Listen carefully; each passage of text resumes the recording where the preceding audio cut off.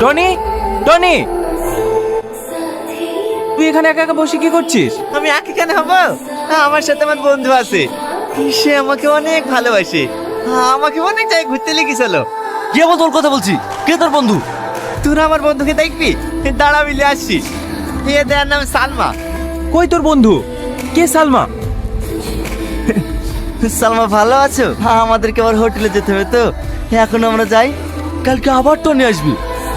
না না, আমি যাবো না, আমি আমার বন্ধুর সাথে ঘুরবো, তোরা যা। টনি আমার কথাটা বুঝ, সালমা বাপু খোঁজ করবে না, ওকে ছেড়ে দে, ও আবার বিকেল আসবে।